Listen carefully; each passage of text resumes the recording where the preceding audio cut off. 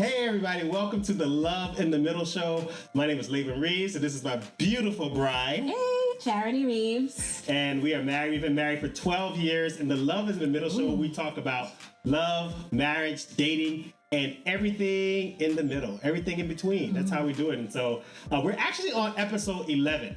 And so, but this is going to be the first episode, Charity, that we're doing on video. Hello, everybody. All because she ain't want to do video. I just hate it. If you want to hear the first 10 episodes, we have 10 episodes. You can check it out anywhere there's podcasts being found, and that's where you can find it. But this is episode 11. Is it really? Or episode, we're going to call it episode 1-1. Okay. Okay? This is our first video like episode, episode 1-1. I like that. And we got an interesting topic today. Because this is episode 1-1, we figured that it'll be appropriate and timely for us to share our love story. How we met. How did Laban and Charity meet? And then stay together for 12 years, married with 4 kids. And you can't see it, but there's one on the way. Yes, So I'm a child. We're gonna have 5 kids. And so I know everybody's probably wondering, like, how do y'all do that? And y'all live in New York City. Stay tuned. One day we're gonna do apartment tours, how we live, how we stack our kids up on top of each other, so that Literally. so that they can, so that we can have more space in our. You didn't have to say literally. I just imagine doing the art kind of stacked. I'm like, yeah. There's that. We did that. Yeah. But anyways, it works. It works out. And we're gonna share today our love story, how we met. So we're gonna share it in 3 parts because there's really like 3 parts to like our whole story. There is. So we're gonna share it all in totality. But there's 3 episodes. So what are the 3 components of our story? Okay. The meeting, how we officially met. Yeah. And then the It was the glow. It was the glow on my head. The glow. Y'all don't understand in a second, but it was a glow. It was a glow. Then part 2, I would call either tomfoolery or shenanigans. Wow, that's tomfoolery shenanigans. How about that? Tomfoolery shenanigans. Okay. And then the third one I would say is what do you call when it's God steps in. God steps in. Love enters. Yes. Love in the middle. Love in the middle. Love in the middle. Part 3. Yes. Yeah. God steps in and was like, whoa, let's shut this down. Let's make this work. That's how we got here. Yes. Yeah. So, wow. So where do you want to begin? So I'll start. Or you and start? I would also say that our first meeting was also God bringing us together. So Okay. I would say we had to. So go ahead. You start, and I'll just kind of jump in and share my perspective whenever I feel.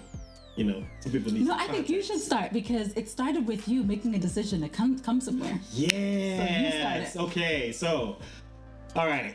I'm not from New York City, but wait, neither one of us are from New York City, so I'm originally from the Virgin Islands. right, and I'm from all over. You are. Born in Africa, raised in Florida, became an adult in the Midwest, Indiana. Went to school in Indiana. Got my first job in Ohio, and then I moved to New York to pursue the music industry. Because I had been in the music industry, the beautiful thing about making music and having music that's put out professionally and published is that you get royalties. And so every now and again, I get these checks in the mail, and so I go to the bank, I cash a check. So on this particular day, the day that we met, I'm headed to the bank, and I was just doing a regular bank transaction. I can't remember exactly what it was. But I was going to the bank, and I remember seeing her behind the booth. And at the time, I had kind of stopped talking and trying to holler at women that I saw out and about. But on this particular occasion, I was just like, she looked kind of good, But she's behind the bank window, so I'm like, I can't see her. I can't see all of her. So You saw the important part. Right. So what y'all can see is what I saw, and I'm like, wow, she's pretty. I hope I get her as my teller. And then I got her as my teller. We did our transaction, and that was it. We just kind of, I guess, had some light conversation, and I just moved on my business. But when I left the bank, all I could think was, man, I hope there's a royalty check in the mail or some kind of check in the mail so that I can go back to the bank. And how about I got home, and 30 minutes after I left the bank, there was a check in the mail. It was only for like $2 and like some change or something like that. A really small check. But it gave me a reason to go back to the bank later that evening. And so I went back to the bank later that evening, and I hopped in the line, and when I got to the front of the line, she still was helping somebody. So I kind of like skipped backwards in the line. so that I could make sure. I never told you that? No. I skipped backwards in the line, folks, just so I could make sure that she was going to be my teller again today. And sure enough, she became my teller. And I walked up like, how you doing? Hey. And she's like, hi, Mr. Reeves. She was paying attention. She knew my name. I did know your name. And so so I did my transaction, and at the end of cashing the check, putting everything in, she says to me, "You remember what you said?" No. You're like, "Anything else?" And I was like, "Oh yeah, one more thing." And I took the slip back and I wrote, I put my number and I put like your number or something like that at the bottom, and I slid it back under to her, and she filled it out and slid it back to me, and I walked away with the number. Okay. You missed a few things. There were a couple gaps. That's why you here. That's why Otherwise, if I'm telling the story by myself, they're going to miss everything. You're right. So you missed a couple of things. There's a couple other meetings in between that. Go ahead. Yes. So from my perspective, when he first comes into the bank, I actually wasn't taking any clients yet. And so I was counting money when he was in the line. So as you know, in the bank, you kind of have to count your money throughout the day just to make sure that everything is where it needs to be. And I was down on the floor. I was counting, so you couldn't see me yet. So when you saw me, you couldn't see me yet. And I felt something telling me to stand up and just look. Stand up. Did it sound like a ludicrous voice? Like, stand up? No. It's just kind of like an instinctual thing. Like, it wasn't ludicrous. It was not ludicrous. Somebody wasn't playing. Like, no. Okay. But I just kind of sensed the sense. It's just kind of like a sense to just kind of get up and look. And so I stand up to just look just instinctually like, what is that? And there he is the sun was shining on his head. It was like a halo. I talked about this halo that people see. So that I've seen it. So that I've seen it. I don't know what that is. I've never seen the halo. I've seen it. I've seen the halo. It was like, that is wild. I don't know nothing about that. So I waited a bit until he came down because I had my part closed. So I waited till you came down, and then I moved it. I was like, next. And then, that same thing, I'm like, oh, I'm behind here. How do I get him to notice me? That's what I was thinking. How do I get to notice me? It's too late. I already noticed you. So, but how do I get you to know that I'm interested? That was the part. Like, gotcha. Yeah. And that's that's a funny thing that you say that, because I think a lot of people often struggle with understanding that that's part of it too. Like, if you're wanting to be married, you gotta kind of know how to be noticed. And I'm not saying throw the vibes out. Yeah, throw the vibes out. Yeah, I'm not saying the inappropriate vibes. Right. Yeah. Come on. I'm not those talking kind about of vibes. You're gonna catch what you put out. Okay. So you put out too much, you're gonna catch the wrong thing. You'll get too much back. But sometimes I think women don't realize there's an exchange that kind of happened that men are looking for. A man wants to feel that he'll be received. And so, not to take God out of the picture, because I think God kind of supersedes all that. But I feel like it was God that was giving me advice at that moment. Like, looking back, And what did he tell you? What did he tell you? So hold on, was it God or was it ludicrous? No, it was not ludicrous. It was God. Okay. I think looking back now, because then I wasn't a believer, but looking back, I'm like, I felt like God. Like, okay. I could recognize it as I can God. rock with that. So I was thinking, like, well, how do I get him to know that I'm interested? Because I'm behind the glass. And so I felt the same thing that kind of instinctually told me to stand up. Stand up! If you don't stop. When I move you. And so that same kind of sensing is not I'm not hearing audible voice, but it's just like a feeling. So it's just kind of like, just stare him in the eyes and smile. Just look him intently in the eyes and just smile. And I'm like, okay. And so that's what I did. I was just like, hi, how? I just looked at him and just kept smiling, and that's all I did. And I did it work? And I felt like she was gonna receive me, because like I said, at that time I had stopped, because prior to that season of my life, I mean, I was out there, I was chasing anything in a skirt, and Ew. It's It's okay. Just that much. She didn't never wear a skirt. So I don't wear skirts. God really reshaped. I was going through a process where he was reshaping how I saw women, how I saw relationships, how I saw the pursuit. And so I had stopped. You know, if I would see somebody, I wasn't gonna do anything. So you were like the first person, like, you know, the new me that got the new me. Okay. Yeah. So we talked a little bit. We did. And then there was another day when. Okay, so I'm still, because you skipped some things. All right, go ahead. You gotta fill in the gap. So then he left, and that was it, right? Until that evening. And so I'm going home. I'm on the train the same day that I just met him. And I'm kind of like daydreaming about him. Like, oh, he was cute. And, you know, I'm kind of like, you know, just thinking. And so I get off at my stop. The train door opens. And this man is standing right in my face. Was the halo there this time? No. I lost my But halo. I was shocked, right?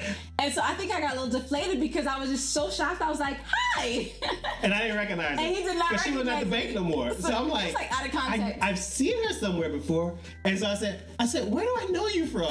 So I felt a little like, I thought we had a moment. But we had the moment, but we hadn't met, like officially. We were just like, hi. So you know? I'm thrown away because I've probably seen you before at the bank prior to that. I'm sure because that was the only bank that I banked at. And for those of you who live in New York City, it was right on 125th and 8th Avenue. Yes. When That's North awesome. Fork was there, yeah. We should go take a picture there.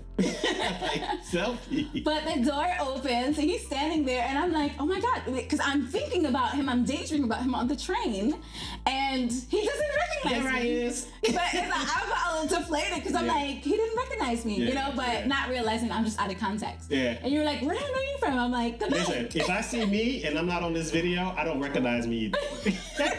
This is the way I know myself. I'm totally joking. So I'm like, the bank, and you're like, oh. And you then I felt like And I was like, oh man. you get that look of interest. Well, and that's the other like, thing too. huh. But that's a good point that you make. Because remember I said I never saw the rest of you? You did. So you had a glimpse. That was the first time okay. I saw all of you. He's like, and so I was like, who is this? You know? But no, seriously, if I can know somebody well, No, I know. and they throw in a hat, you see it all the time. Yeah. I'd be like, Where do I know you? yeah, right? He's his own kid. Anyway. So we laughed, and in that moment I'm like, okay, like you gave the look of interest, you know. And so I went home and I told my mom I met my husband. And she remembers to this day. Crazy to me. She remembers to this day. I was so excited. I was like, I think I met my husband. You were and right. she's like, really? And I just told her, it was nothing even big happened, but it was right. just those moments of You was right. you sensed it. Like, this is my husband. You know, had you ever felt like that before with anybody else? Never. Yeah. That was like the first time that, Yeah. like, if he was like, I never believed in love at first sight. So I wouldn't say it was love at first sight, but it was just that moment of, this is think this is the one. This is it. No more looking. And like I said, I had stopped looking too. Well, I hadn't stopped completely looking, but I had stopped pursuing. Yeah. And so in my head, I'm thinking like, well, I hope this is it, you know? And so we kind of go on from there. So that's the meeting. Yes. And so then you came the next day. So what you said. Was that the next day? It was the next day. Oh man, dang. I don't even remember the timeline, but that's good. You came the next day. You got but your head on your shoulder. Yeah. Woman. You didn't ask me for my number yet. Okay. You didn't ask me for my number yet. Because I think the next day, I think was either Halloween or sometime around that week. Yeah. There was a day where I went in there on Halloween. Yeah. So the day he goes in on Halloween, I guess that's the day. Yeah, that was the day. Yeah. That was the day where I got your number. Yes. I got them digits. So on Halloween, he comes in and he's like the very last. We were the last It client. was about to close. And I'm like, and I was rushing to the bank. I was like, I gotta get there. I guess that's the check you were looking for, just hoping it was there. Well, no, I already had the check, but I had other things to do in the day, Okay. so I had to come back later to do it. So if anybody works in any kind of customer service where you shut down at a certain time, you're annoyed with that last customer that comes in at the very last moment. So they're about to, I technically wasn't the last customer. right, I skipped back in the line. but you're like, you're coming in, so we're about to lock the door to let other people. So you came in, I'm like, oh, he's here. And so we talked for a bit, and I don't know how to drum up conversation, so Halloween was the only thing I could think of. And I was like, hey, are you trick-or-treating tonight? And I was like, no, I don't celebrate Halloween. And I was like, No, I don't celebrate. he was like, I don't celebrate Halloween. And I'm like, me either. Yeah. And in that moment, that was the first moment I was like, oh, this might be the one. because for me, that was a big thing at the time. Being a Christian, That's how you recognize other Christians. Yeah, it's kind of like, not that. Yeah. I know some Christians celebrate Halloween, some people don't. That's whatever you do. Follow your own convictions. My personal conviction was not to follow Halloween, and so to find somebody who was kind of thinking like that, I'm like, she must be a Christian. She laughing because she wasn't. I wasn't. There's a reason. There was a reason. But so we have that exchange. It's like, oh, me either. And then I asked him, I said, anything else you need? Yeah. And then I would just look like, anything else you need? I'm like, wow. And he's like, well, and then he slides a note back. And I had to be a little cautious, like, oh man, okay, so he's sliding a note. Because at the bank, you just don't let people slide your notes. So I'm like, her hands on the button, like, did I get trapped? But on the note, he asked me for my number, and you just gave it to him. And we gave it to him. And 12 years later, hey, I wish it was that easy. I wish it was that easy. So that was like phase one, the meeting. Well, no, because there's more to phase one, because then we had our first date. The first date. Do you want to So we exchanged numbers, and then we started talking on the phone, and we did not start talking. Oh my goodness. Oh my goodness. So let me tell you, we did start talking on the phone. Though. You make it seem like we didn't start talking on the phone. Okay, you just make it seem like it's that simple, and people need to know. From my perspective. Yes, but I think people. That's why we're both here. Because we don't so people can have both sides of the story. There's two sides to the story. You're right. But we don't want to give people the impression that it's just so easy. That's you true. just don't. That's true. So tell them. I will tell them the hard part. I'll tell them the part where he blacks out. And so he calls me one day, but I'm on the train. And so everyone knows back 12 years ago, you can't just call someone on the train. You don't get service. There's no reception on the train. Yeah. What was that? 15 years ago. Probably 5 years ago, still was no service. But back then it was 15 years ago. Oh my God, we've known each other for 15 years. Ooh. Celebrate. Okay. Yeah, this will be 15 years in October. Oh my gosh. We should celebrate. Okay. So I didn't pick up my phone because there's no reception. And so when I finally get home, I call him and he doesn't answer. And immediately I think that voice again. It's like, text him and tell him why you didn't pick up because he thinks you're playing games. And I thought she was playing games, y'all. Listen, because here's the thing. This is part of the reason why I kind of steer people away from dating. Because dating will mess you up. Dating will have you miss your wife, your real wife. You're trying all these things, you figure out. But because I had so many different, dating experiences and trying to talk to so many different women, after a while, it's just kind of like, the signs, the signals. That's true. And it's like, okay, you give me the number, but you didn't really want to talk to me. One of my buddies, Jerome, Jay, just shout out to him because he does a relationship thing online. Oh, really? But he was talking yesterday, and I saw in his post how he talked about how there were so many times where, he got, I forgot what the word is, gaslighted or something. Where I can't remember this post. If I can find it, I'll probably add it, in the post edit. Mm-hmm. But he talked about these experiences where, for men, it's like, we're going out and the women, they lead us on and it's like, oh yeah, she's vibing with you got the number and everything, and then she never picks up your call. And so I've done that before. So, see? Guilty. You know what it is? Because you guys get so aggressive sometimes. And it's like, hey, man, you want to... And you don't know what to say. I hey, man, no. Well, I wasn't like that to any woman. But that's what happens sometimes. So guys come off that way, and then you say no, and then they keep pursuing you. And so sometimes... No, seriously, for women, it's a defense mechanism. Right. If I'm compliant, if I do these things, especially if you're alone. And because if you tell some guys no... she's giving you game. They get really... Y'all better listen. They get really angry. That's happened before, where you say no, thank you, and you a B, and you all this stuff. And so... Women sometimes you just say, let me just take the number and do that so I can move on with my life because the chances I'll ever see him again is 0.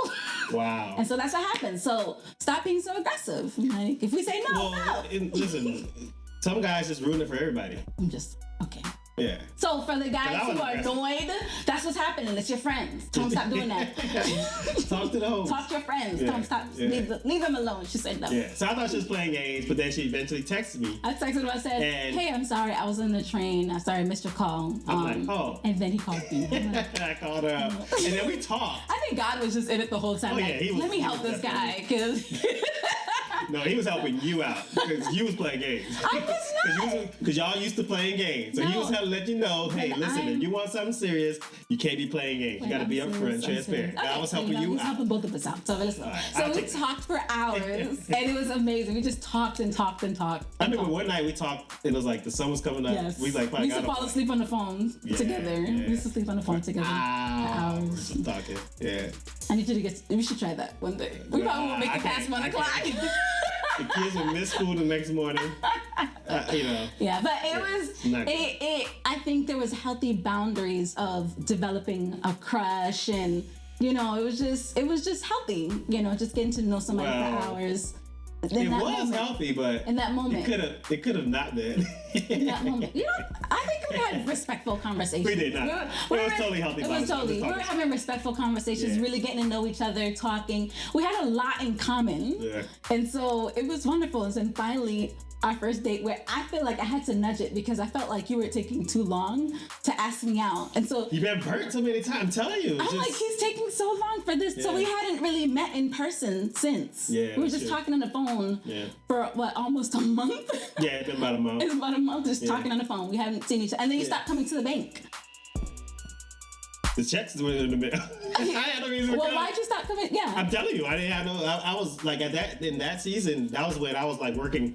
I was working a couple part-time jobs. So I was working in after school as a teaching artist in after school, and then I was also working and I was getting paid cash because I was helping a guy like renovate his house, and so he was just paying me cash. So I didn't. Come to the Yeah, I didn't. And then the royalty checks they only come once a quarter.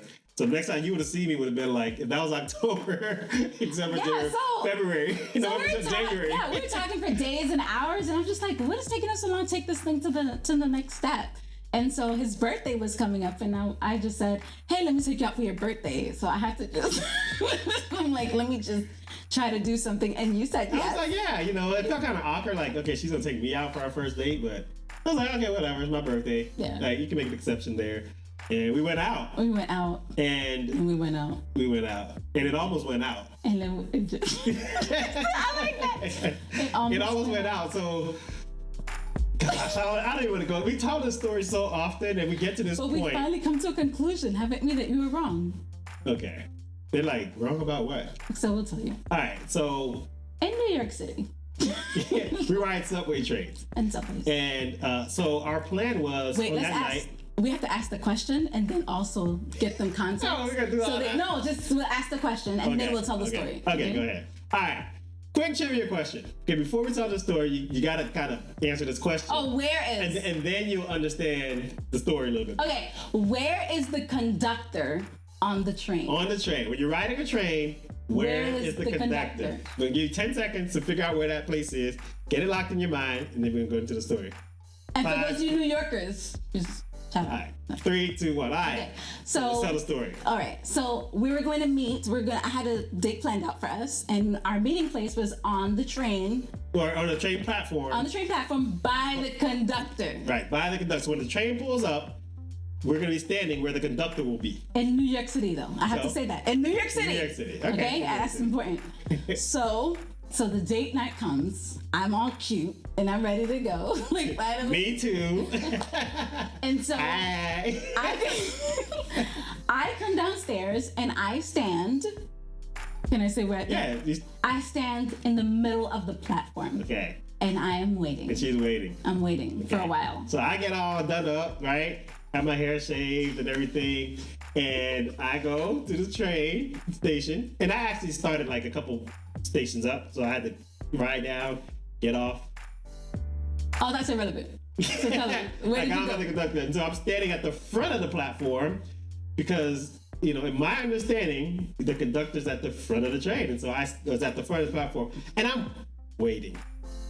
And I'm waiting. So we're both and waiting for each other. and waiting. He's in the front and I'm in the middle, waiting for each other. We're on the same platform. Just and yards away from each other, waiting. But I'm wired a little differently. But me, I will wait. I'm a stickler for time. Stickler for time, and I'm a little loosey-goosey. Our first conflict happened to be around. As I was like, you know what? I knew it. Playing games? I knew it. I knew it. I knew it. See, this is why I stopped. This is why I stopped dating and going out in the first place. So I just left. I was about to walk out, and the exit is in the middle. Is in the middle of the platform. I'm standing. So I'm walking to the exit, and there she is. I'm like, and so hold on. He said, "There she is." Now what I'm thinking is, well, I'm a little bit more loosey-goosey with time, but where we met is where I live. So I'm like, oh, well, maybe something came up or whatever. He didn't send me a message on my phone, so I'll just wait. And I'm just waiting, like, oh, kind of listening to music. No big deal. You know, and I'm gonna just keep waiting. And here he comes down. So for me, I'm excited when I see you, like, oh, he's here. And he's pissed.